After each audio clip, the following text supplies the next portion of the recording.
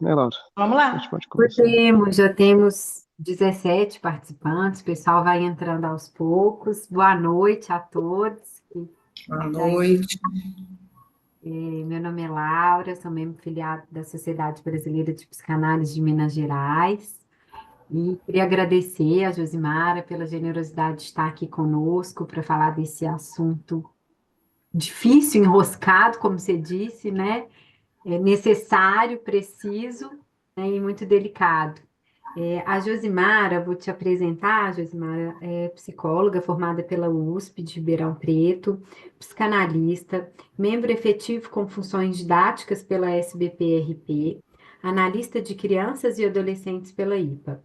Foi coordenadora da Quinta Bienal de Psicanálise e Cultura, realizada em 2020 e 2021. Coordena o programa Sankofa para a Equidade Racial da SBPRP. Então, hoje nós vamos falar de um tema que é a branquitude na clínica de crianças e adolescentes. Eu queria, antes, né, da gente começar a apresentação da Josimara, né, depois vamos abrir um espaço para discussão, né, no final da fala dela. E, Josimara, eu não sei se você prefere que as pessoas te interrompam ou esperar o final da apresentação para ter essa conversa, como é que você prefere? Podem me interromper a qualquer momento. Eu não me importo, eu gosto que a gente vá conversando, Ah, tá? é, eu vou só dizer, o evento está sendo gravado, gente, então, porque as atividades, né, são transmitidas pelo nosso canal do YouTube e nas redes sociais. Então, quando vocês participam, né, eu estou lendo aqui o termo que está no chat, tá? Ao participar, você concorda que sua imagem e voz possam ser capturadas e utilizadas nas gravações. Solicitamos que sejam tomados todos os cuidados éticos para não haver exposição de informações pessoais e de casos clínicos. Caso não concorde com essas condições, recomendamos que não ative sua câmera e o microfone durante o evento científico. Tá bem? Então, essa é uma informação importante. E palavra com a Josimara. Vamos lá. Então, boa noite a todos. Estou muito feliz de estar aqui e quero agradecer muito aí ao Lucas, à Laura pelo convite, à Comissão de Comunidade e Cultura da SBPMG, a toda a sociedade e a vocês por estarem aqui numa véspera de feriado, né, gente? Ah, vamos lá, né? Nós vamos falar de um tema bastante espinhoso, bastante difícil. Eu vou falar disso o tempo todo também, né? Que é um desafio. Conversar, o título o tema, né, do nosso encontro ficou é uma interrogação. Precisamos conversar sobre a branquitude? Precisamos urgentemente, mas não é uma conversa fácil, porque é sobre um tema envolto em silenciamento e invisibilidade. Eu vou começar a projetar aqui uns slides, né? E como já falei, vocês podem me interromper a qualquer momento, e quanto mais a gente puder conversar, melhor para o nosso aproveitamento, né?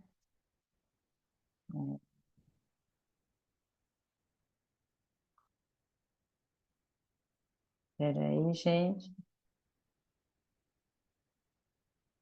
Vamos lá. Bom, então, vamos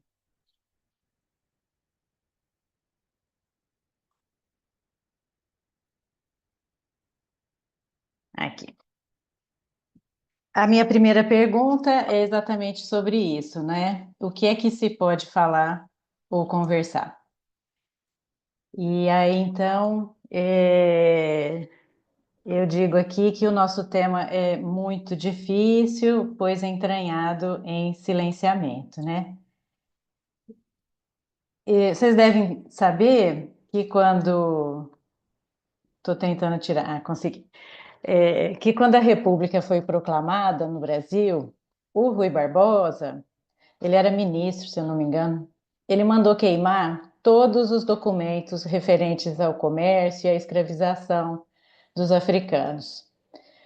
E, segundo Andréa Guerra, que é uma psicanalista aí da UFMG, uma pessoa que estuda a branquitude, ela diz que ele fazendo isso, né, ele rompeu em ato o circuito geracional que poderia escrever a sua herança simbólica. Ato isolado, branco e hegemônico que violentou a história, né? Então, a nossa modernidade, ela foi fundada sobre a violência silenciada e sobre a noção de raça que dividia a humanidade em humanos e sub-humanos e até não humanos, a gente pode dizer. E a ideia forjada ao longo desses séculos todos da democracia racial e da harmonia entre as raças, ela foi silenciando o debate sobre o racismo, né? Eu acho o movimento negro todo o tempo esteve, né, lutando por esse debate, né, estar na pauta, mas eu acho que ele se instalou mesmo há pouco tempo na sociedade mais ampla, né? Acho que agora a gente, eu acho que esse tema se impôs a nós e nós estamos tentando falar sobre isso, né? Eu vou organizar aqui o meu raciocínio. Eu vou tomar essa imagem como um ponto de partida, ter uma matriz assim do, dos pensamentos, vamos dizer assim. Essa é a capa do livro da Rita Segato, é o livro que chama Crítica da Colonialidade. A Rita Segato é uma antropóloga e ela escreveu um texto chamado O Édipo Negro, que é maravilhoso e que trata desse tema assim com muita profundidade, com um requinte assim bastante muito grande, né? E não vou poder aqui apresentar o raciocínio dela, não é esse o meu objetivo. Mas eu faço uma pergunta como ponto de partida, né? O que que a gente aprende sobre o pertencer desde a nossa infância? E aí nós temos essa figura, esse quadro, esse é um quadro de autoria desconhecida, ele é do acervo do Museu de Petrópolis, se eu não me engano, e ele se chama Ama com Criança ao Colo. Por muito tempo havia uma hipótese de que essa criança era o imperador Dom Pedro II, mas depois isso parece que caiu por terra, assim. Mas não importa, né? É uma imagem emblemática e muitos já ouvi de mais de um pensador aí que o Brasil todo cabe nessa foto. Segundo a antropóloga Rita Segato, eu só vou pegar essa frase dela, ela diz assim que esse quadro seria uma alegoria de uma criança que se apega a uma pátria-mãe jamais reconhecida, mas não por isso menos verdadeira. Eu vou trazer dois trechos de duas obras literárias.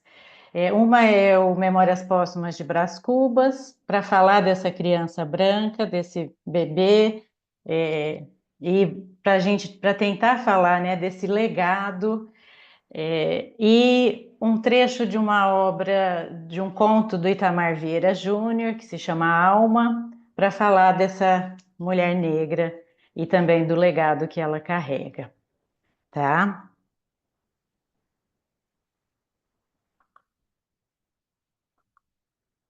Então, eu trago aqui, eu estou trazendo algumas cenas, né, dentre elas duas situações clínicas. Mas a cena um é um trecho de um capítulo do Memórias Póstumas, e esse capítulo ele tem um nome sugestivo de O Menino é Pai do Homem.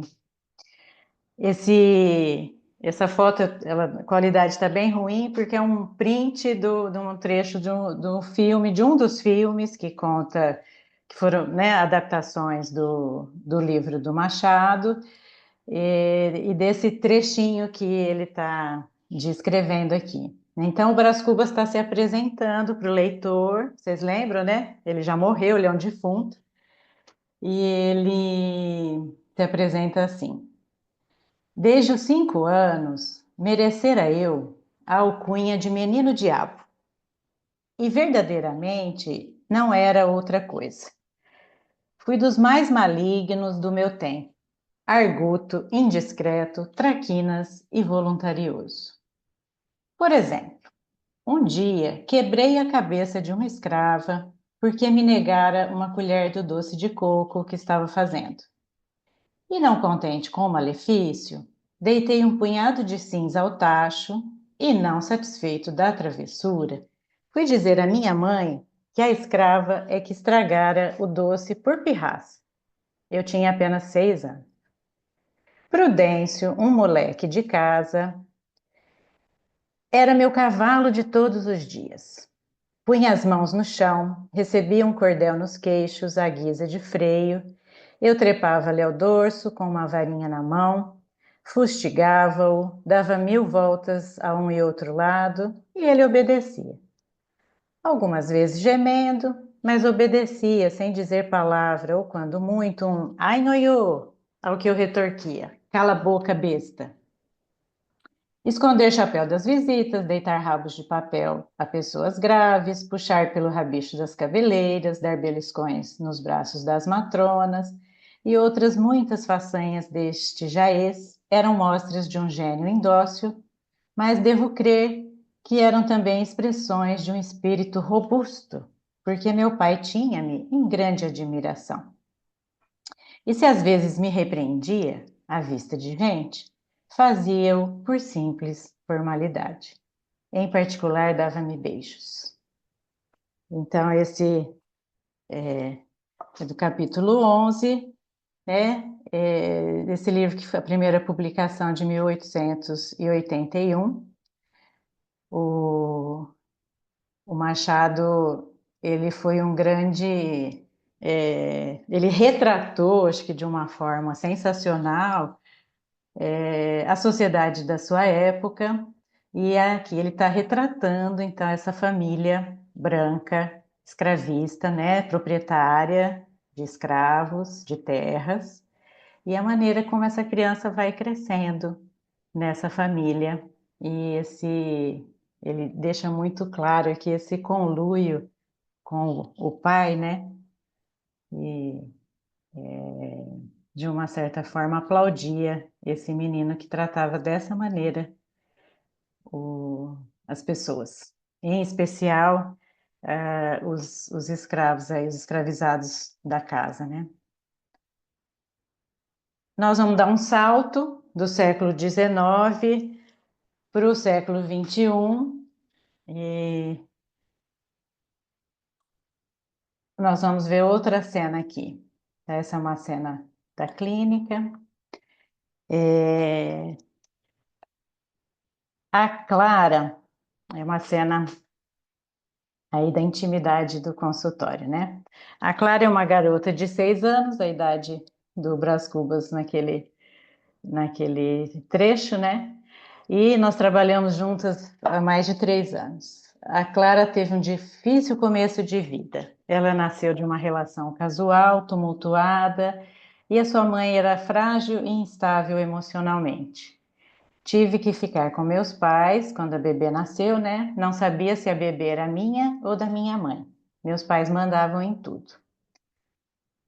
De um lado, uma mãe sem lugar, de outro, uma filha sem lugar, né? Patologias narcísico-identitárias nos dizeres do Roussillon, né?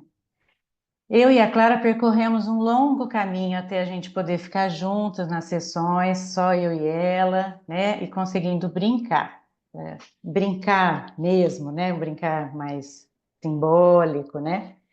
Com uma espessura, né? Aí, nessa sessão, de que me lembro enquanto penso neste tema, nós construíamos uma casa para sua personagem e um estábulo para os cavalos da personagem, que são sempre personagens muito importantes. O estábulo foi muito caprichado. Fizemos uma espécie de caixa com papel cartão, todo enfeitado, com rendinhas, brilhos, e ela dizia, né, que os cavalos precisavam ter cobertura e conforto.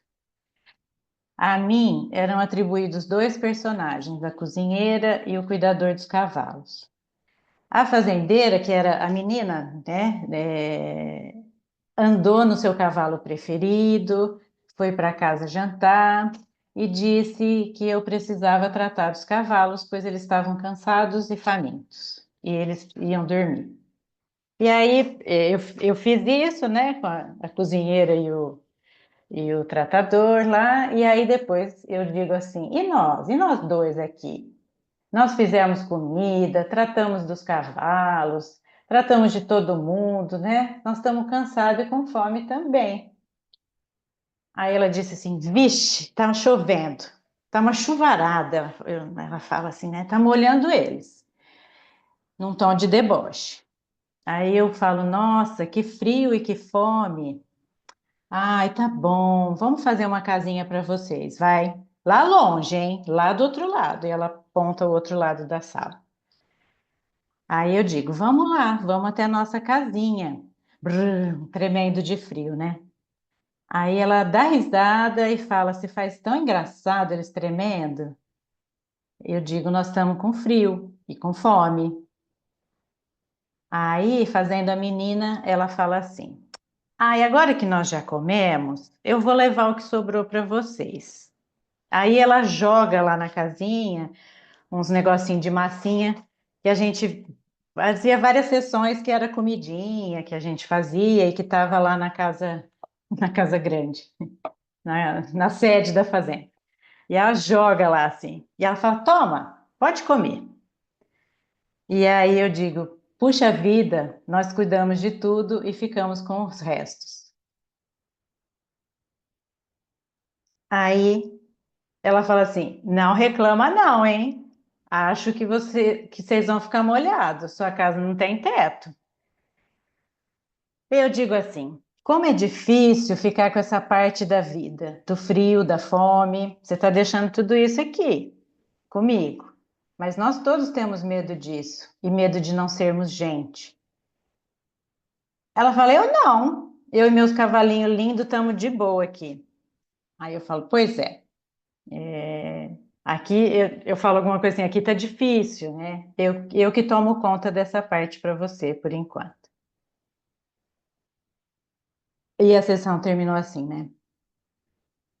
Eu e a Clara seguimos. Certo dia ela me pediu o lápis cor de pele. E eu pergunto para ela: Qual pele? Ela olhou meio espantada, ela olhou para o próprio braço e respondeu: Eu sou bem branquinha, né?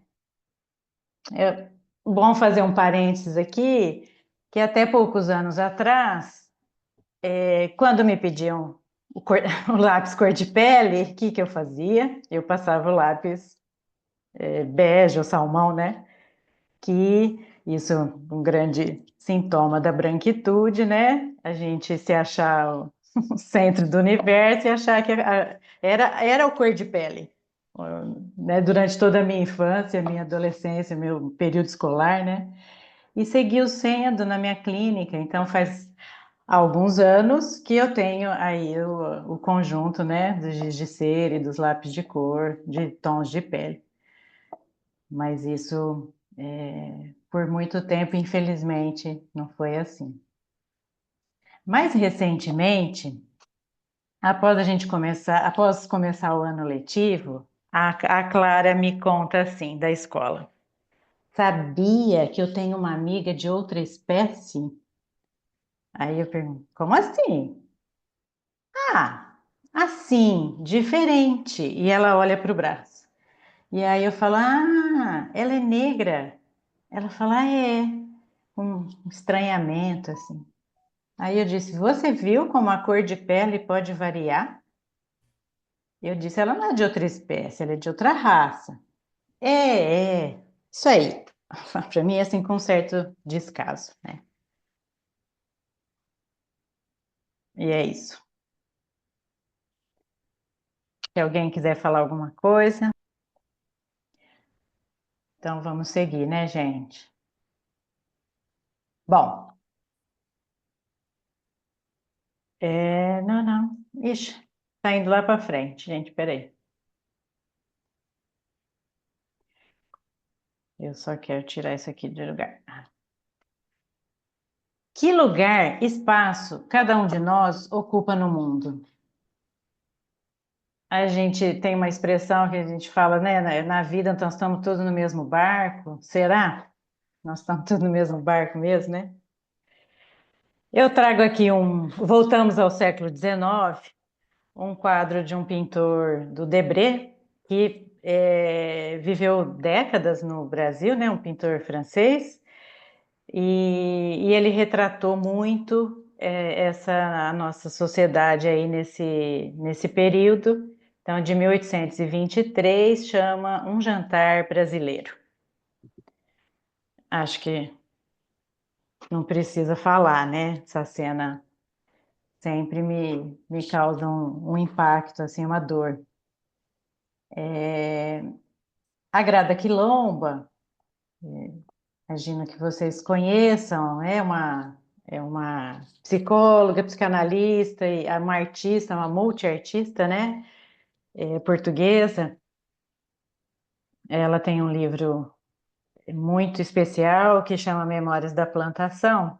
E nesse livro ela diz assim: no racismo, corpos negros são construídos como corpos impróprios, como corpos que estão fora do lugar, e por esta razão, corpos que não podem pertencer. Então, eu fiz aquela pergunta no início, né? O que que nós aprendemos sobre o pertencer desde que nascemos, né? Corpos brancos, ao contrário, são construídos como próprios, são corpos que estão no lugar, em casa, corpos que sempre pertencem. Esse lugar de pertencimento, esses lugares de pertencimento, aqui sou eu falando, né? Eles são aprendidos, entre aspas, porque não é um aprendizado, não é uma coisa, não é aprendizado cognitivo, né? Eles são aprendidos desde sempre e eu diria que pelos poros, né? De forma inconsciente e profunda. E a gente pode dizer que isso acontece desde que o bebê é sonhado, gestado e recebido ao nascer. E o bebê recebe essas identificações primárias, né, transmitidas, e desde que ele passa a existir, né, já em sonho.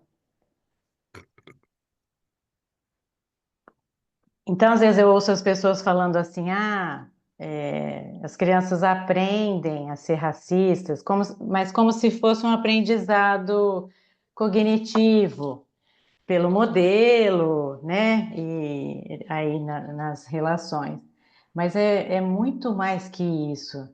É uma forma, é um processo de subjetivação, é uma forma, na constituição do psiquismo, né, e de uma sociedade como a nossa, que ela foi fundada dessa maneira, isso incide, né, em todo o nosso desenvolvimento, em todo o nosso na construção, né, do nosso eu e do nosso self, a gente pode dizer assim. Bom, Josimara, você está oi. falando da transgeracionalidade, desse conceito, dessa transmissão inconsciente de geração para geração? Sim, sim. pelas gerações, né? Transgeracional, intergeracional, assim, é algo que vai é, sendo vivido e transmitido e de forma inconsciente. E o ideal também, né? Que o eu ideal, esse eu dessa. A Isildinha fala da brancura, né? Ele é o Freud lá no narcisismo, ele diz, né, que a sua majestade, o bebê recebe todo o ideal de completude e perfeição dos pais, né? E depois a criança, o bebê, vai ter todo esse trabalho de apropriar e de transformar essas identificações, né? Mas ela vai receber, e a Zildinha fala desse ideal de brancura, e a brancura associada a, a essa possibilidade, né, não é nem possibilidade, é a certeza de ter um lugar no mundo e essa ideia de plenitude e perfeição, né?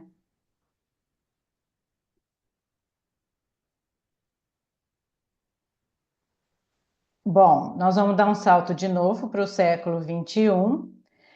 É,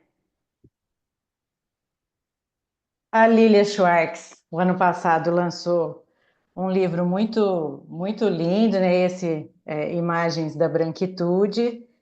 E nesse livro eu tomei conhecimento dessa, na verdade é uma série da G. Viana que chama Atualizações Traumáticas de Debré.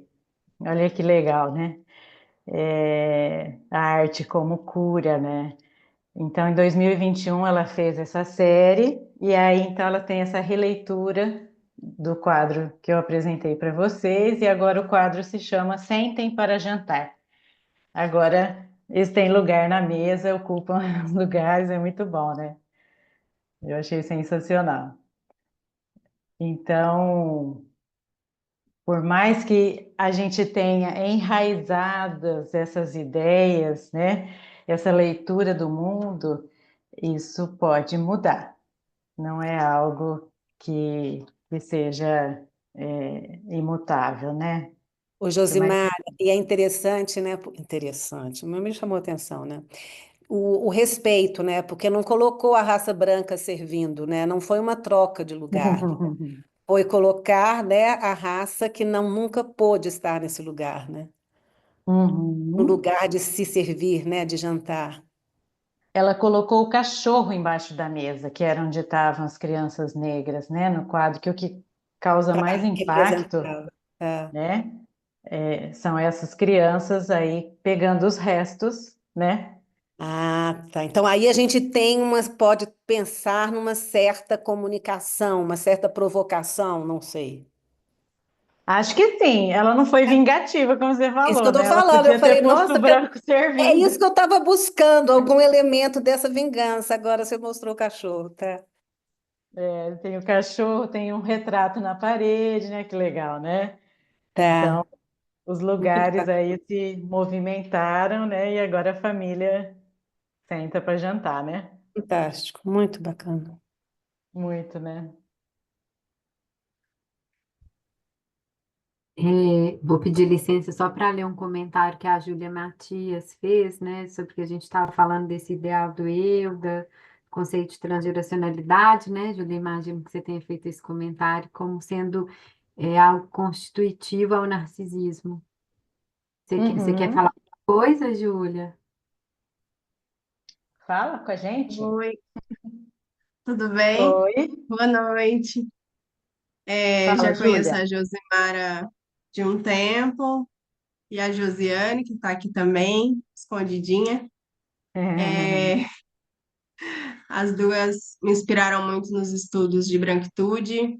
Opa! E aí eu fiz um trabalho recente do, da pós de especialização sobre branquitude e narcisismo, né? Que E legal! achei muito interessante, assim, né? Do que eu li sobre esse ideal de eu. Uhum.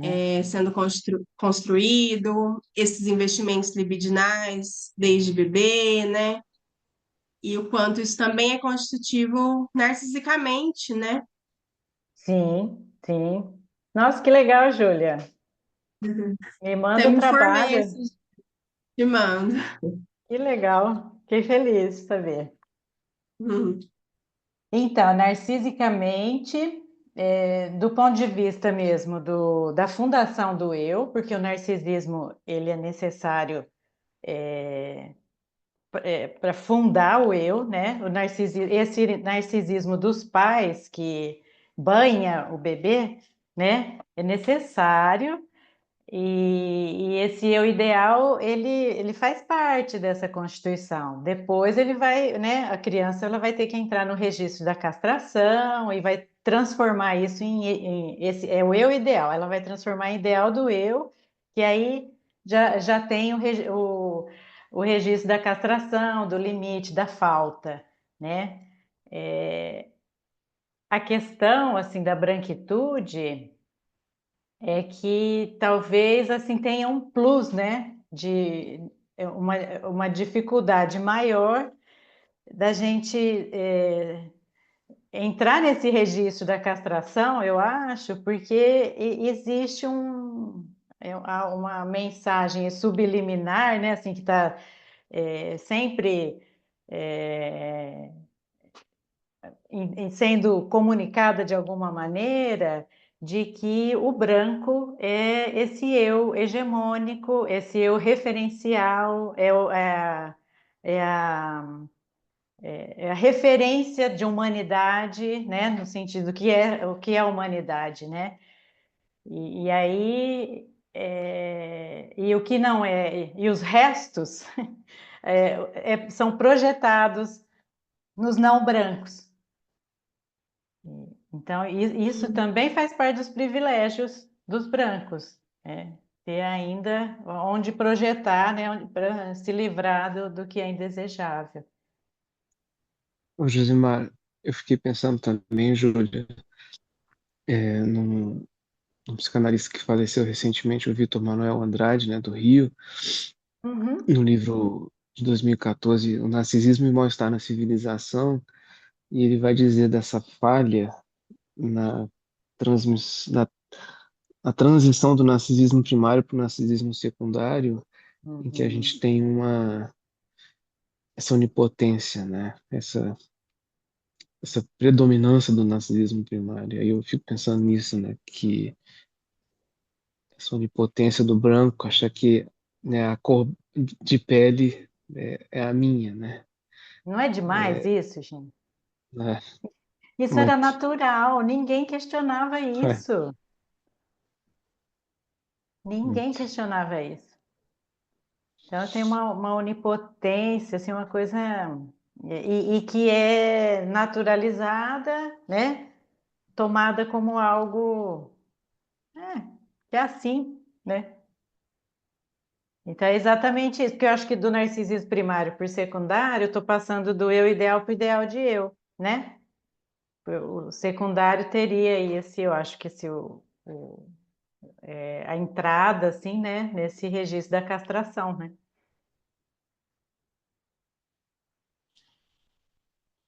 É isso mesmo, gente. Então vamos lá, vamos continuar no século XXI. Uma outra cena clínica, com uma adolescente agora, é a Gabriela, de 13 anos. A Gabriela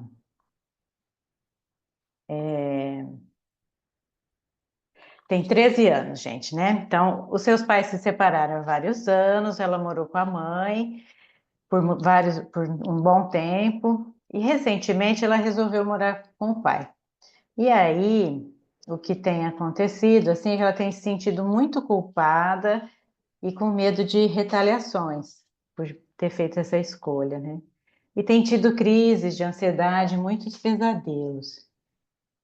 Em uma sessão, ela passou a maior parte do tempo desenhando personagens para uma história, contando casos da escola para mim. Eu vou acompanhando e com uma sensação assim, meio de futilidade, assim, como uma coisa assim, estava faltando algo, tinha algo se passando, né, que não estava sendo dito. E aí, quase no final do nosso tempo, peraí, gente, quase no final do nosso tempo, ela diz baixinho para mim, ou assim, meio para baixo, olhando para baixo, assim, que ela tinha tido um pesadelo, mas que ela tinha medo de me contar. E aí eu digo assim, eu sei que pesadelo dá muito medo, mas que bom que a gente aqui pode conhecer os seus medos. Ela fala assim, tia, era assim, eu morava num condomínio, tinha um muro, e eles vieram do outro lado, pularam um muro alto e invadiram e começaram a me perseguir. E ela conta e ela vai ficando mais ansiosa, né? E eu digo, eles quem? Ah, não quero falar, tia, tô com vergonha. E aí ela titubeia, enrola, engasga. Ai, ai, eles eram assim, eles eram pretos. E aí eu pergunto, os bandidos, os invasores? Aí ela fala, tia, eu juro que eu não sou racista. E eu sinto angústia, dor nessa hora. É, E aí eu contendo um ímpeto de aliviar o sofrimento e tranquilizá-la, com algo assim, não, você não é racista, calma.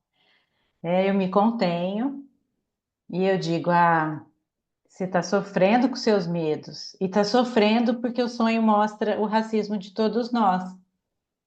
Aí ela fala, tia, eles tinham os cabelos enormes, cheios de dreads. É muito feio o meu sonho, tia, é muito feio.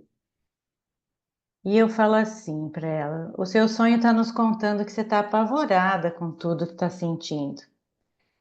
E mostra também que a gente costuma associar o perigo com pessoas negras.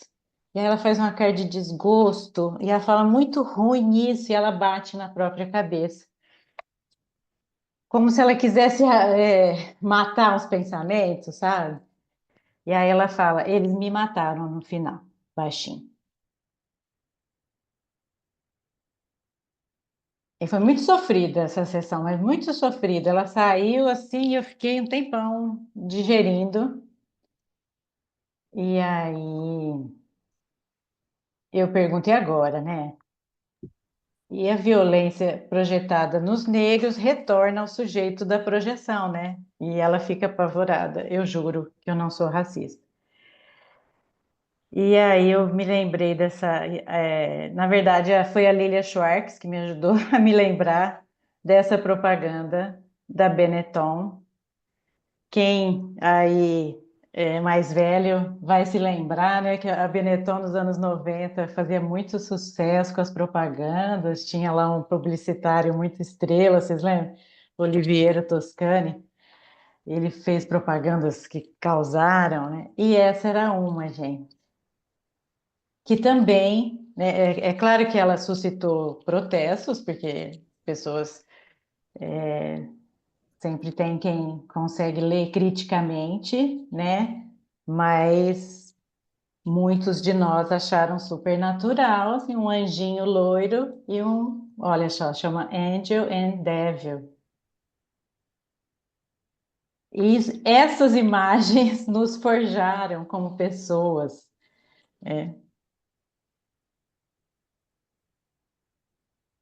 E aí essa menina me conta esse sonho. Vocês veem, é uma menina que tem uma crítica também, né? Ela se incomoda, ela é uma menina sensível, assim, depois de um tempo ela fez uma viagem para uma cidade grande e ela chegou falando para mim assim que ela tinha ido num lugar no centro da cidade e que tinha muitas pessoas ali em situação de rua, né? E aí ela também estava incomodada porque ela percebeu que ela sentia repulsa, que ela não queria passar perto dessas pessoas, que ela sentia medo.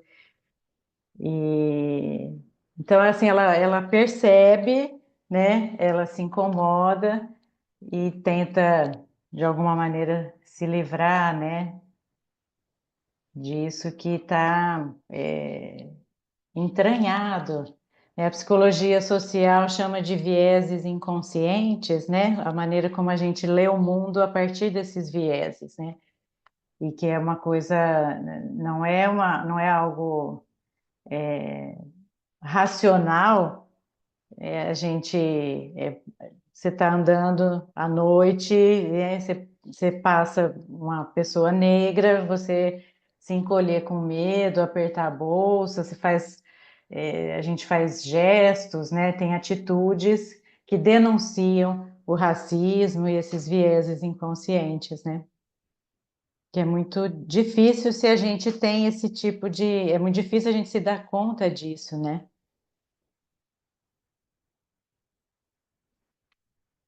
Bom, aqui a minha segunda citação literária é um trecho de um conto, do conto Alma, de Dora Maar ou A Odisseia. O, ele está contando a história em primeira pessoa, né? A Alma é uma escravizada que está fugindo e ela diz assim, ela dá uma aula para gente de transgeracionalidade, né? Ela diz assim: vou andando, vou comendo, vou tirando o que posso do meu caminho. Só não consigo tirar as coisas de dentro de mim. Cada filho que me levaram, cada tapa e surra que tomei do capitão, não consigo tirar de mim a morte de Inácio no barco com que os senhores foram embora do engenho que perderam. Não consigo tirar de mim os restos que eu comia, isso não consigo.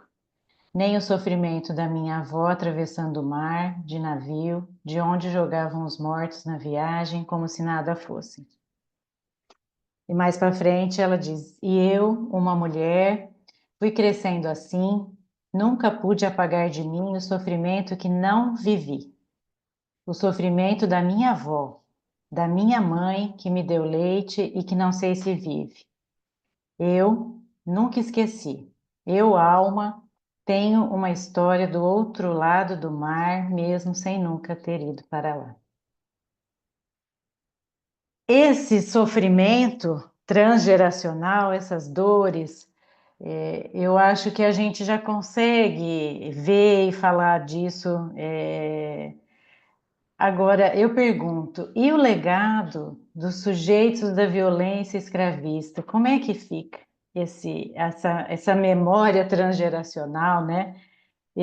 Isso que e essa memória, né, desses senhores que batiam na alma, que jogavam os corpos no mar, que sequestravam essas pessoas na África, e essa herança, esse legado dessa violência que o Rui Barbosa mandou queimar todos os papéis,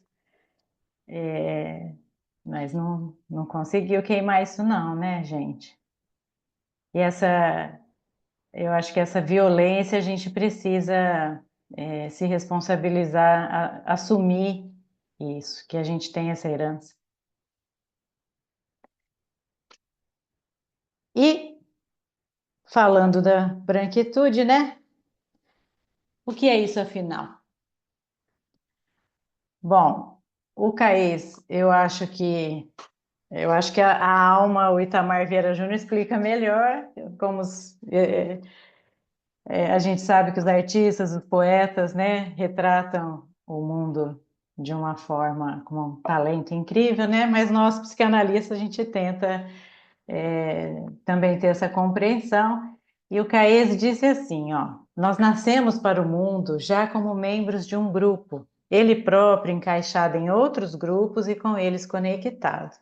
Nascemos elos no mundo, herdeiros, servidores e beneficiários de uma subjetividade que nos precede e de que nos tornamos contemporâneos. Seus discursos, seus recalcados que herdamos, a de que servimos e a que nos servimos, fazem de cada um de nós os sujeitos do inconsciente, submetidos a esses conjuntos, partes constituídas e constituintes desses conjuntos.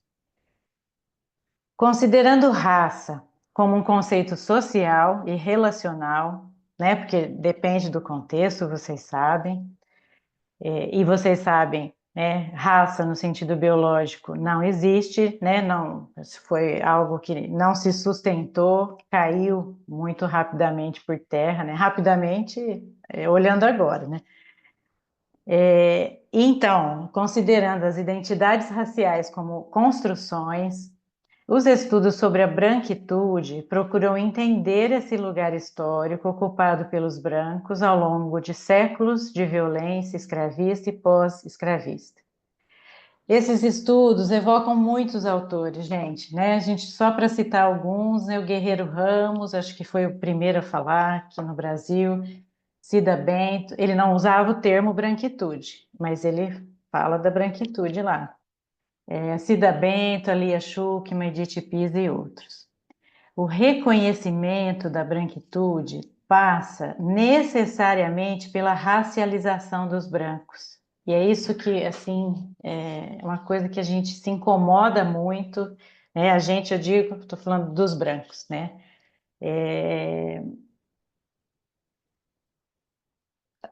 Eu acho que, assim, quando eu comecei a me dar conta disso, né, que eu comecei a perceber como eu ficava incomodada quando perguntava assim, vocês brancos, né, perguntava que raça, como você se autodeclara, e eu pensava assim, mas precisa disso? Né, a gente precisa... Não, né? Do lugar da branquitude não precisa, porque branco é o neutro, né? Branco não precisa se racializar. Os não brancos, sim, estão sendo racializados o tempo todo, mas a gente acha que não, né? E aí é importante a gente falar que não se trata de acusar moralmente, de culpabilizar, né? Mas de conhecer e reconhecer a nossa história. Só que para isso a gente precisa superar a ideia da democracia racial, né? Porque essa ideia contém um desmentido sobre o racismo. Desmentido, cisão, né? A gente pode aí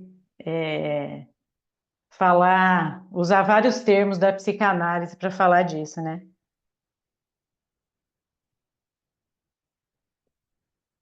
Será possível escutarmos nossos pacientes de outras formas? Nós estamos falando desse sujeito branco, legatário de privilégios materiais e simbólicos, que herda, inclusive, o privilégio de não precisar se racializar, né? Pois se acredita o sujeito universal, o ponto zero do que seria a humanidade, né? O eu hegemônico. Nós precisamos fazer um giro e nos descentrar. Nós precisamos interrogar nossas certezas, interrogar os lugares que ocupamos, né? Pois o que acontece assim, é que nós corremos o risco de não escutar as questões de raça, né? E provocar um silenciamento dessas questões na clínica, né? No nosso trabalho do dia a dia. E também de provocar o reforçamento desses pactos narcísicos da branquitude, né? Vocês sabem, esse é um conceito da Cida Bento, e Cida Bento estudou isso no doutorado lá na virada do século, conseguiu publicar 20 anos depois, mas quando publicou isso se tornou um clássico, né? O Tami Ayuc, ele está no Brasil, divulgando um livro, ele fala a respeito da ignorância branca, né? Quando a gente fala de um lugar universalista e não se questiona, né? Quando a gente se supõe dono de um saber supostamente universal, a gente não sabe da gente, né? A gente está sendo reducionista e ignorante. Mas é uma ignorância que não pode saber de si, né? A gente, porque acha que sabe tudo. Isso que é a questão, né? Então, nós precisamos introduzir a categoria racial na nossa leitura do mundo e na clínica psicanalítica. E sem reducionismos, assim, superficiais, sabe? Não é porque a gente está falando disso que a gente vai entrar no consultório, eu recebo um paciente branco, eu sei que ele é assim ou que ele é assado, a gente não sabe nada, né? Nós estamos lidando com situações singulares, nós temos teorias assim que nos permitem pensar de uma forma muito aprofundada cada situação, né? Mas a gente ter essa lente também, e ter essa categoria, porque nós fizemos uma fora-inclusão, né? Nós deixamos para fora da nossa, é, do nosso campo, né, de análise, de visão, essa questão da raça, que fundou a nossa sociedade. Como é que é algo que fundou pode ficar de fora, não é? Cena 4. Após apresentar uma mesa sobre a branquitude num congresso, um congresso enorme, uma moça veio falar comigo. Era uma jovem psicóloga negra muito entusiasmada com a psicanálise. E ela me perguntou assim: você acha que é possível falar disso em análise?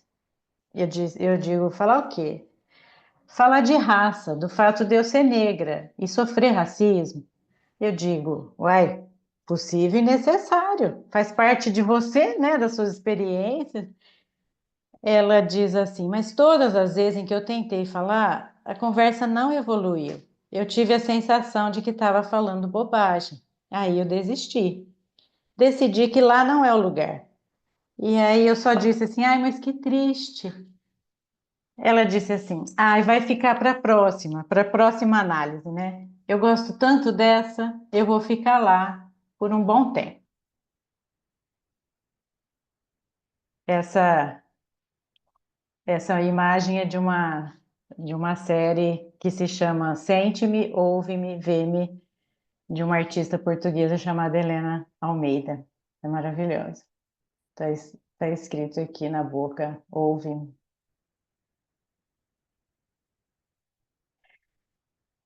Tô quase terminando, viu, gente? A Grada Quilombo, em 2019, ela trouxe para a Pinacoteca, lá da cidade de São Paulo, uma exposição que se chamava Desobediências Poéticas.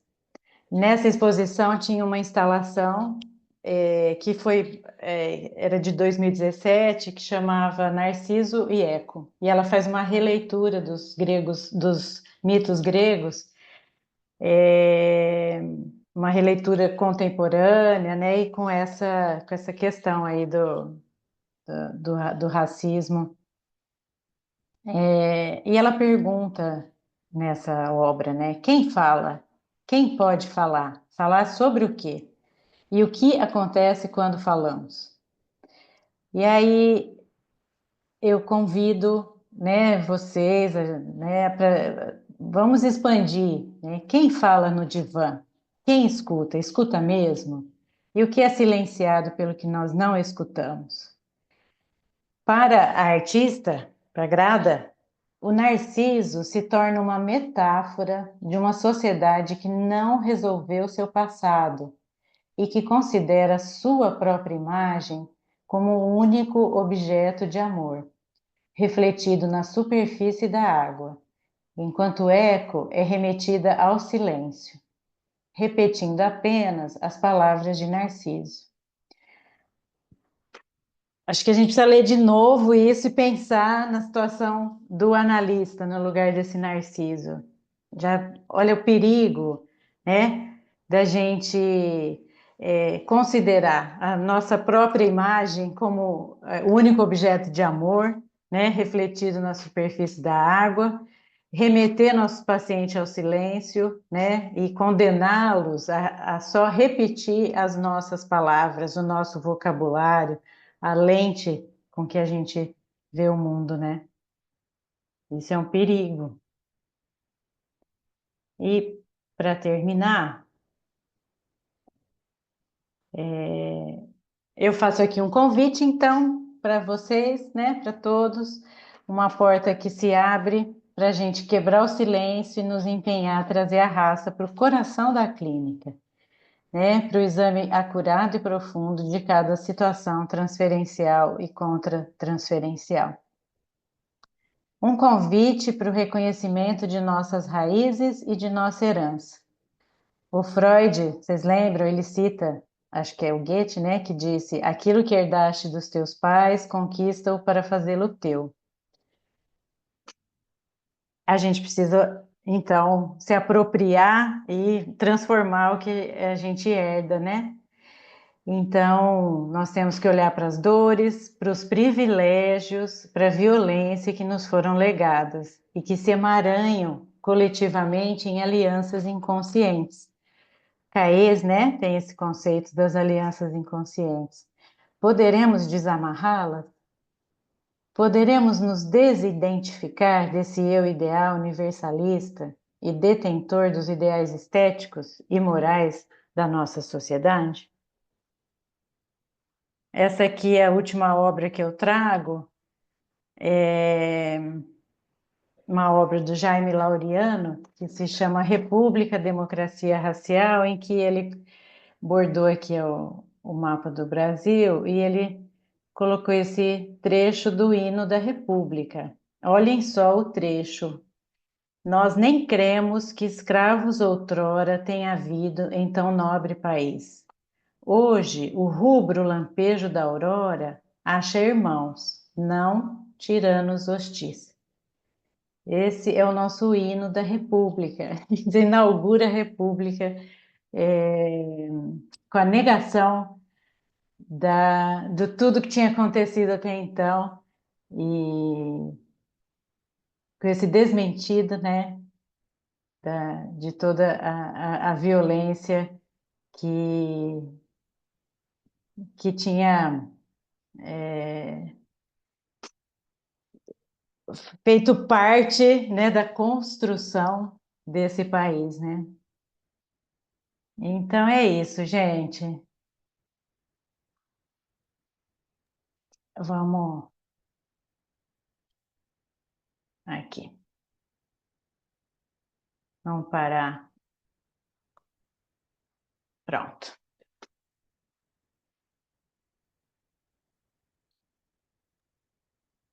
Eu acho que o silêncio nesse momento também diz assim do quanto está todo mundo digerindo, né, Josimara? É, o espaço está aberto agora para discussão. Acho que a Dani já está com a mão levantada. Eu Dani, também gostaria de falar depois, viu, Laura? depois de Lucas, viu, gente? Fiquem à vontade. O espaço é precisamos falar sobre, né? E é para isso mesmo. Exato. Fala, Obrigada. Daniela. Eu achei muito boa essa iniciativa da Comissão de Comunidade e Cultura de trazer esse tema, porque eu sinto que a branquitude é algo que, por ser um privilégio, a gente demora para chegar nisso, né? Eu me deparei com essa questão lendo o livro do Lázaro Ramos, não sei se vocês conhecem, o Na Minha Pele, Uhum. porque ele tem ali no livro momentos em que o racismo é muito sutil, é muito velado, né? E que ele apresenta a partir da perspectiva dele, e aí me causou esse incômodo, e eu fui pensando exatamente a partir desses relatos no meu privilégio de ser branca, né? E dos Uhum. desdobramentos que isso vai tendo. Porque eu acho que enquanto a gente não puder realmente se haver com isso, poder sentir, poder pensar, a nossa clínica não vai entrar nessas questões raciais enquanto a gente não entrar enquanto analistas, né? Enquanto a gente com a gente mesmo, né?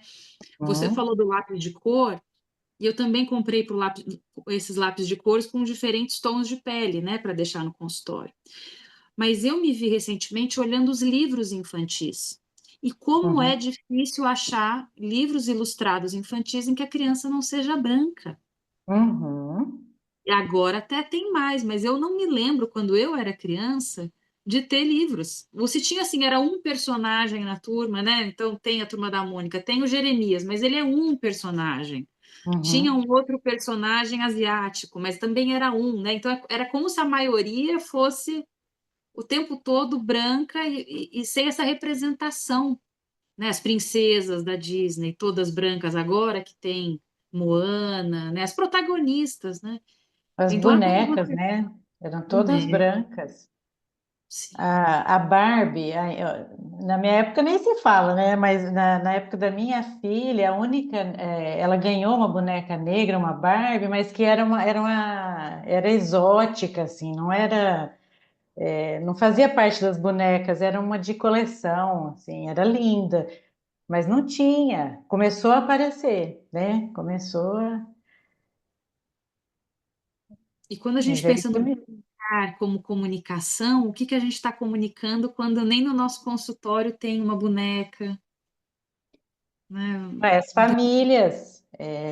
Um dia eu contei para a Josiane, assim, falei, nossa senhora, eu atendi anos e anos uma criança negra que é adotada por uma família branca e com uma família, aquela familhinha de pano branca. E isso, eu nunca questionei isso. E é disso que eu quero falar, né? Não do sofrimento do meu pacientinho negro, que é uma coisa também que me dói, assim. Mas eu quero falar dessa branquitude, dessa cegueira. Meu Deus! É muito impressionante, né? Muito. É, A partir da é hora que a tão gente autocentrado, consegue, autorreferente, que é assustador. sim, Eu concordo muito com a Dani quando ela fala a gente só vai conseguir ouvir isso na clínica mesmo, né? Se nós passarmos por essa análise. Eu acho que quando a gente tem essa discussão, a gente faz como na análise, né? Trazer para o consciente esse racismo inconsciente, transgeracional, né? Para o consciente, né? Assim, admitindo, não recalcando, né? Não negando, mas conversando sobre, né? Aí sim eu acho que a gente vai ter condição de escutar, né? Os nossos pacientes passando primeiro pela nossa análise pessoal, né? Acho que sim. E E, eu acho que também por esses espaços, sabe? Eu acho que é algo que nós precisamos levar para as nossas análises, é, e até forçar, porque eu acho que é algo que, à primeira vista, como essa psicóloga falou para mim, né? Quando você traz a questão da raça, seja o paciente negro ou branco, isso causa um estranhamento, mas isso é assunto de análise, né? Então, acho que a gente tem que forçar para começar a falar disso.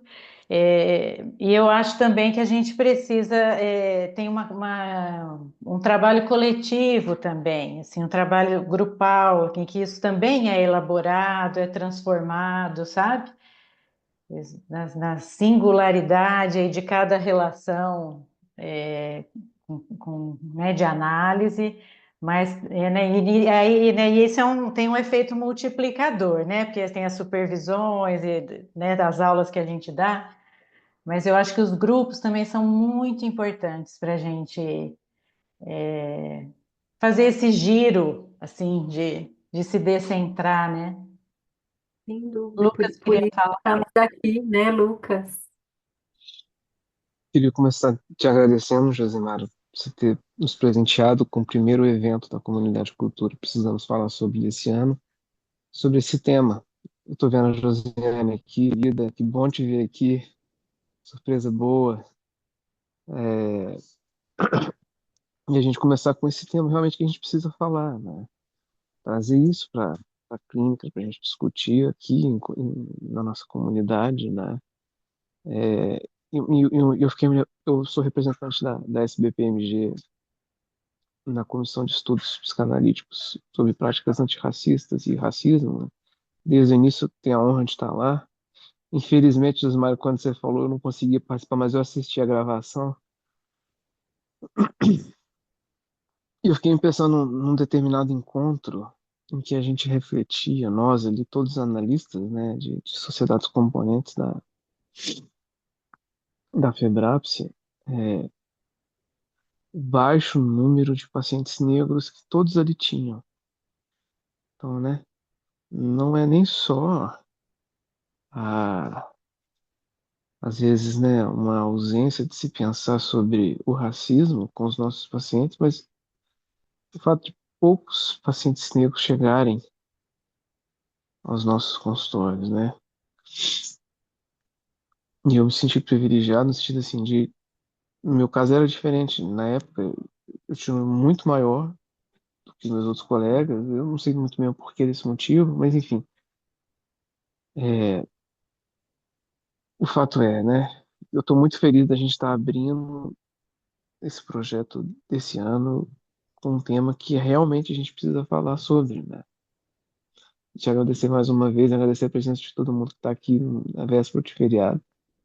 A gente está juntos pensando sobre isso, né? Obrigado mais uma vez.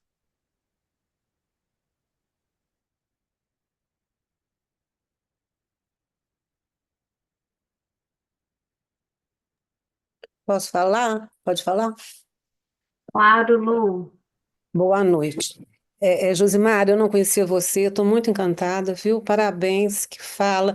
E foi muito bom que, além de você trazer todo o despertar, né, que eu nunca tinha parado a vida, meu tempo para ouvir sobre, tá?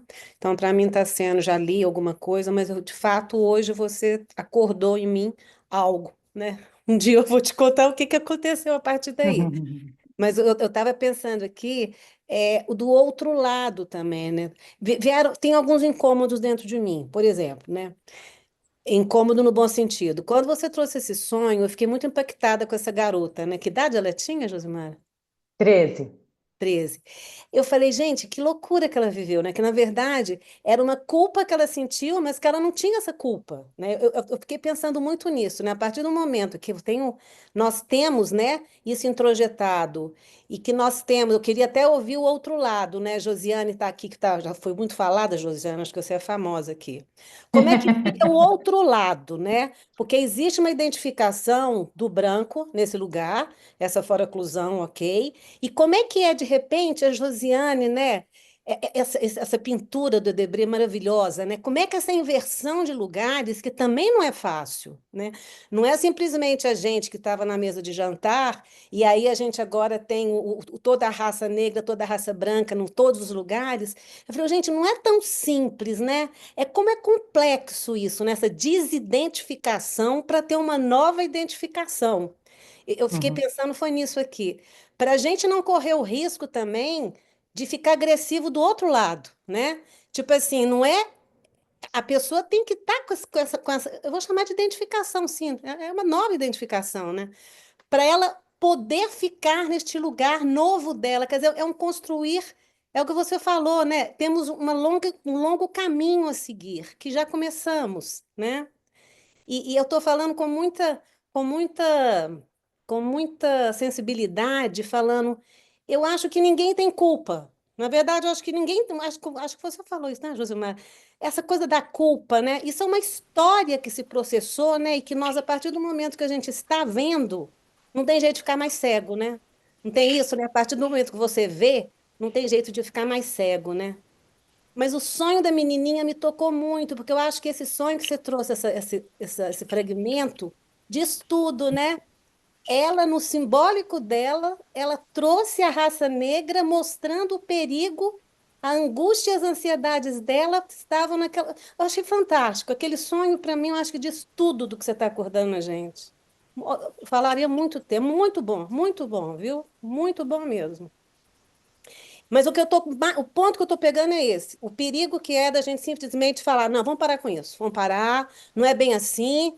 Ó, Josiane, pode vir para cá, eu vou para lá. Né? Não é assim, né? A gente também tem que respeitar os dois lados, o lado de lá também, né? Nesse sentido, dessa troca.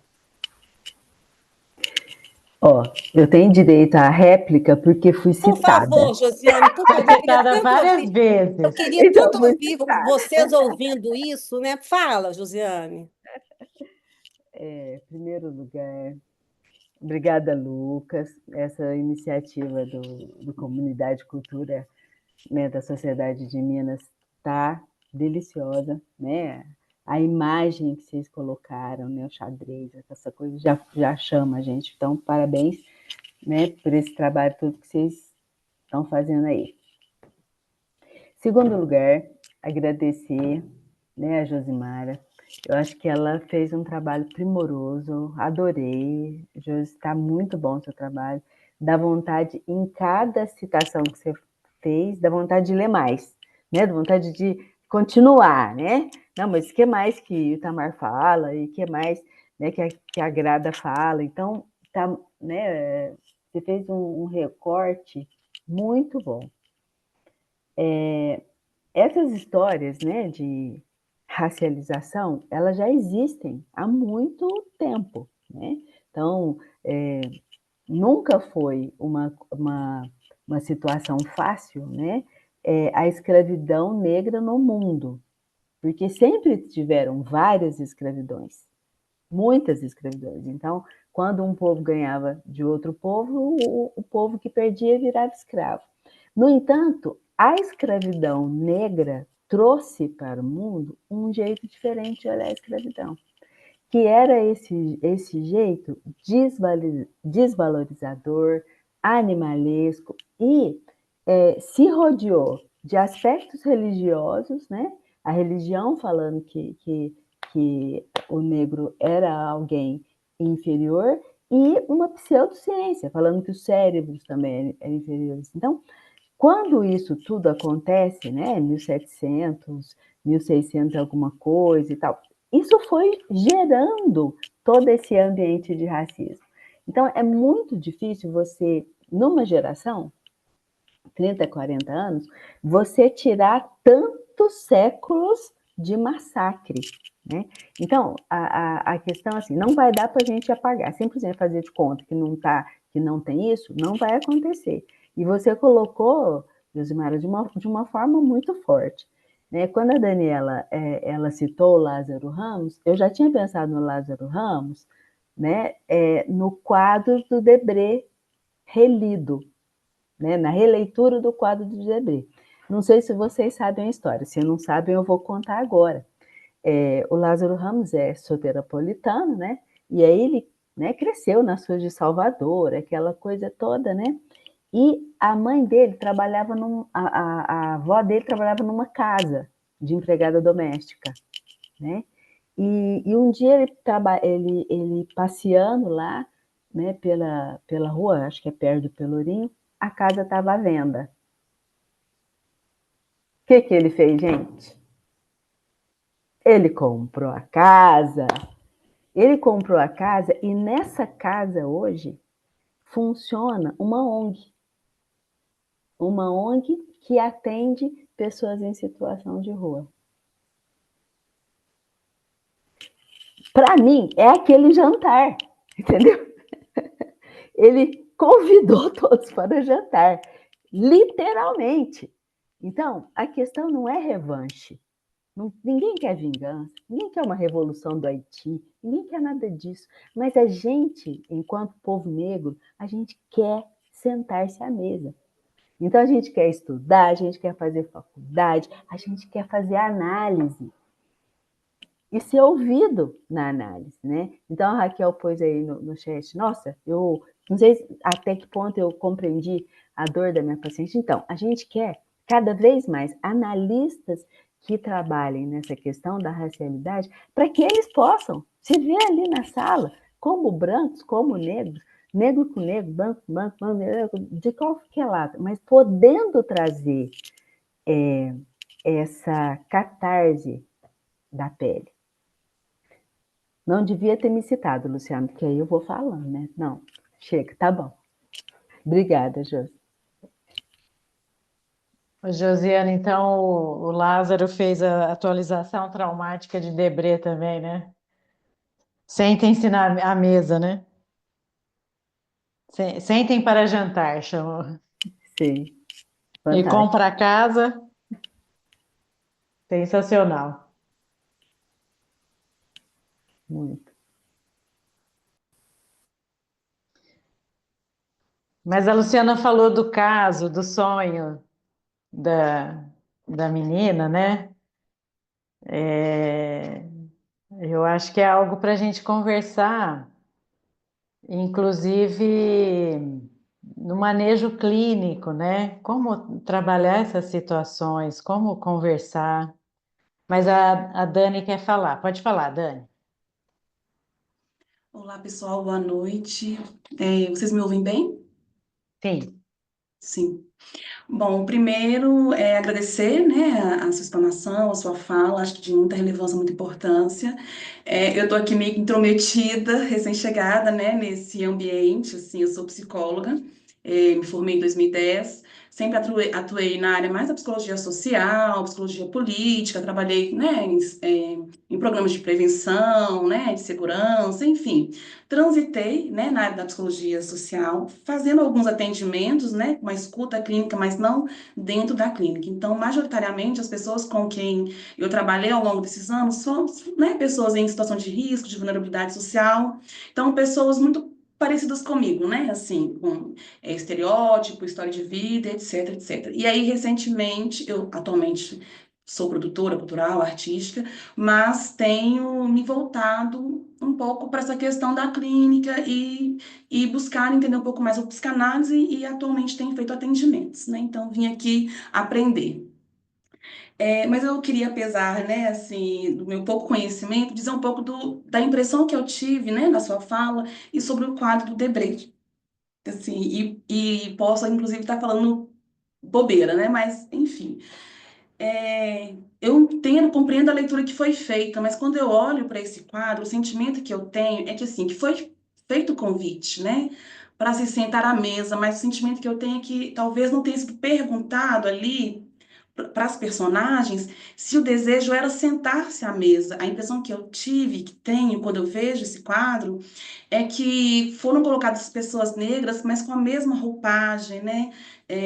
Quando a gente observa as roupas, as joias, os cabelos, né? Assim, é como se nós tivéssemos pegado uma família negra e colocado dentro de uma cultura que eu não sei, que não posso afirmar assim, mas que não era dela, ou que talvez sequer fosse desejo dela, assim. Quando eu olho para a cena da mesa, e aí eu falo assim, nós queremos sentar à mesa, eu boto muita fé. Nós queremos sentar à mesa, mas nós também queremos estender as nossas esteiras, nós também queremos estar nos nossos círculos, nas nossas rodas, nós queremos também estar com os pés descalços, né? Há muito conhecimento, há muita potencialidade, para além do ambiente da mesa, que traz muito para mim essa ideia de uma docilização, né? Assim, que eu acho que tem muito essa ideia até eurocentrada mesmo, do que era o clássico, né? Do que era a riqueza, que era o banquete, que era a mesa, né? Assim, as roupas do retrato me parecem até um pouco desconfortáveis, né? Assim,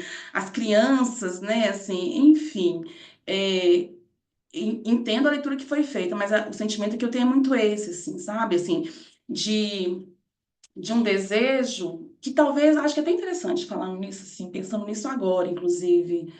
E talvez uma reprodução que nós, enquanto sociedade, pessoas negras, talvez não tão antenadas, palavra feia, mas não tão, assim, aprofundadas na discussão, desse ideal, né, desse imaginário. Então, que para vencer, a famosa frase, né, a favela venceu, eu tenho que reproduzir essa cena do sentar-se à mesa, com essas joias, com essas roupas. Então, a favela só pode vencer se eu estiver reproduzindo essa lógica eurocentrada, sabe? Como se eu com meus turbantes, eu com minha roupa de santo, ou eu com meus pés descalços não pudesse vencer. Não estou dizendo aqui num contexto de escassez, né? Assim, mas num contexto de muita fartura, de muita riqueza, mas também de muitos significados, com traços da nossa cultura enquanto pessoas negras, sabe? Então, isso foi um ponto que ficou para mim, a partir da observação que foi feita do quadro, né? Assim, e um outro ponto que ficou para mim, e aí foi uma curiosidade mesmo, mas eu acho que o Lucas, na fala dele, ele traz um pouco do questionamento que eu iria fazer,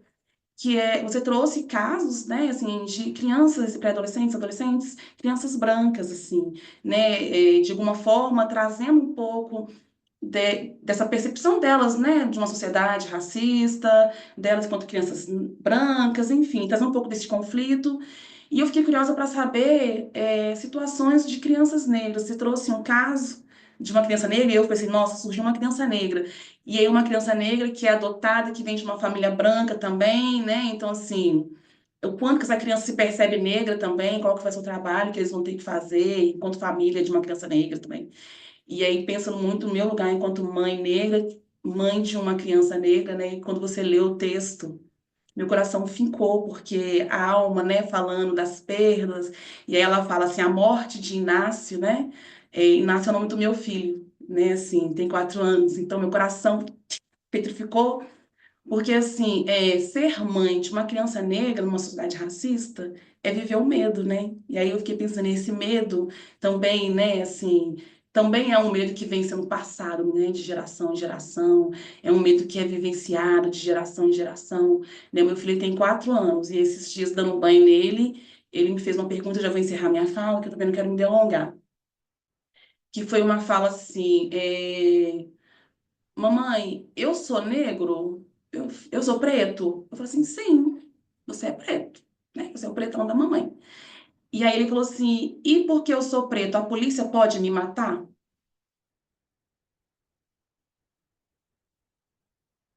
E aí eu tava dando banho nele, e aí eu fiquei assim. E eu falei, não, a polícia não pode matar.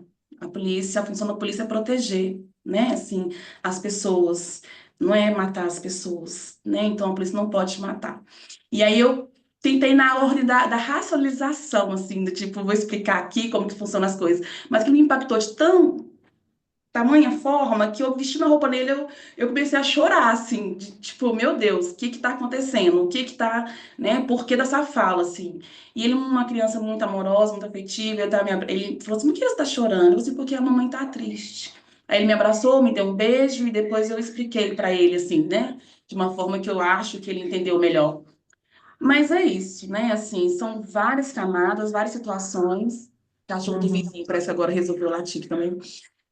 Mas para dizer disso mesmo, os impactos, né, da cultura, dessa questão da clínica mesmo, né, e do quanto que nós, população negra,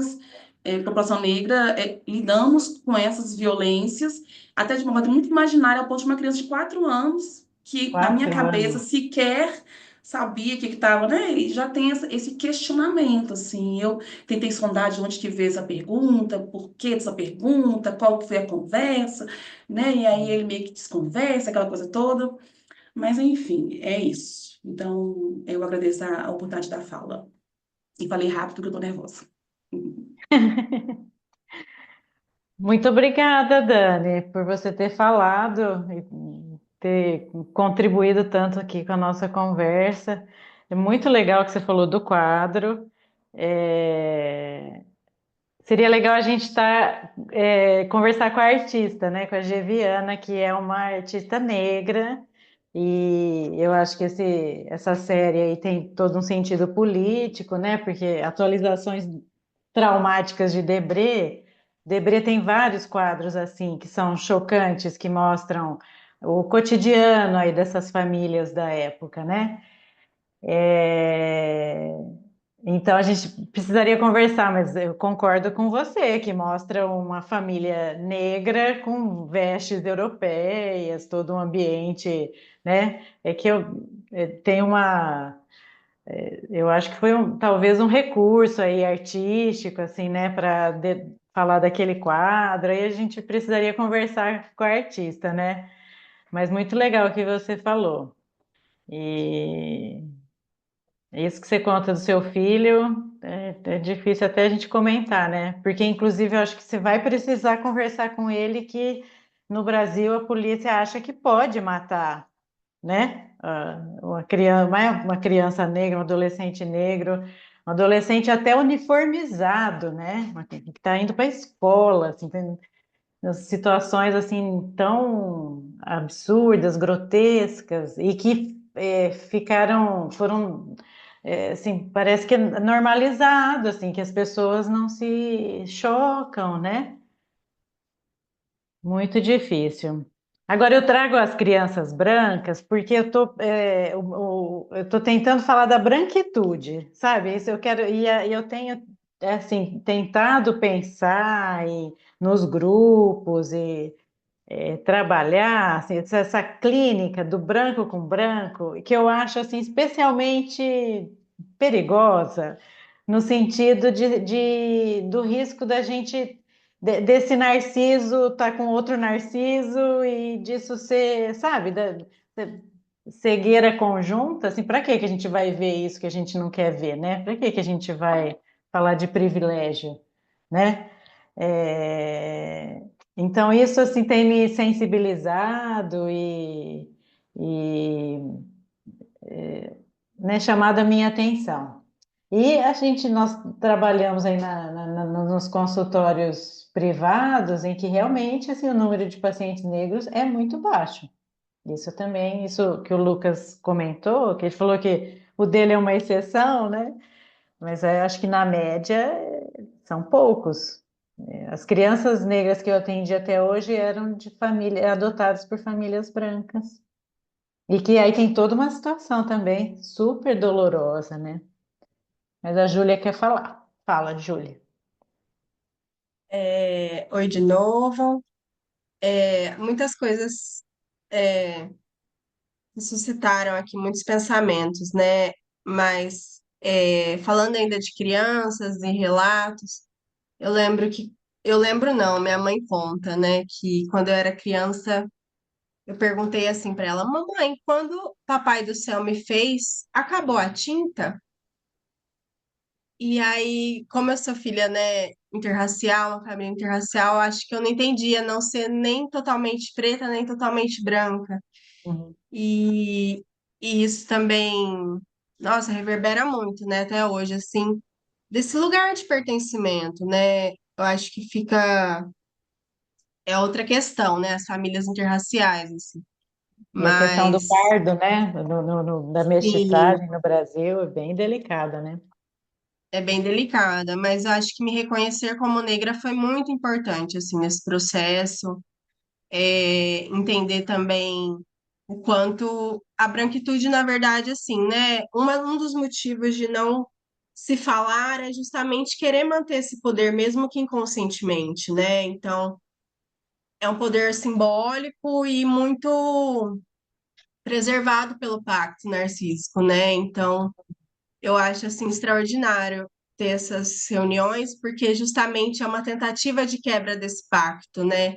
Que ele é Isso. muito assim colado com o Super Bonder, mas é, é uma tentativa, né, de descolar aí. Então, agradeço e é isso. Obrigada. Obrigada, Júlia. Eu quero ler seu trabalho, hein? Gente, gente, nós já estamos chegando no final. Tem mais alguém que gostaria de falar para a gente poder fechar, aproveitar essa oportunidade aqui com a Josimara?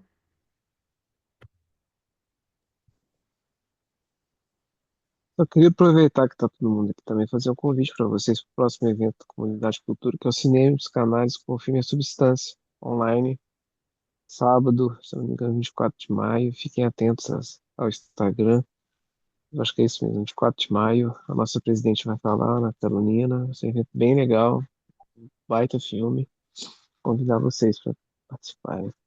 E agradecer mais uma vez, Legal. Josimar, por Agradecer estar imensamente a Josimara, né, por apresentar esse trabalho que é também um soco no estômago, né, e dizer que esse espaço aqui da comunidade de cultura, né, precisamos falar sobre, é um espaço que acontece a cada 2 meses, sempre com um tema, né, que precisamos falar sobre, né, o próximo acho que vai ser sobre dependência em jogos, né, Lucas? Em junho, então ficam todos convidados, né, dependência de games e É, apostas, jo- jogos de apostas, né? Esse aí que a gente jogos está de apostas. vendo, né? Vixe, coisa tá feia. Pois é. Então, é, obrigada a todos que participaram e contribuíram, né? A ideia assim, é que a gente possa promover mesmo essa discussão com a comunidade. E agradecer imensamente, Josimara, né, por trazer isso para a gente, que é uma provocação para a gente pensar. Assim, eu acho que quem esteve aqui hoje, né, e pôde te ouvir, é uma virada de chave, né? Assim, que a gente coloca para dentro e vamos trabalhar isso e pensar isso e discutir e conversar. Então, muito obrigada. Obrigada a todos, né, que tiveram Eu que aqui nessa. agradeço, gente. Muito obrigada, parabéns, viu, Josimara? Psicanalista de mão cheia, maravilhosa. Muito, Obrigada, gente. A muito gente possa parabéns. Obrigada. continuar essa conversa. Eu estou à disposição aí, quem quiser conversar, pode pedir meu contato para o Lucas, viu? Quero Muito bom, Quero muito obrigada. que essa conversa se expanda. Muito obrigado. Obrigado. Um Tchau, abraço, tchau, gente. pessoal. Até a Boa noite. próxima. Boa noite. Até. Tá, tá.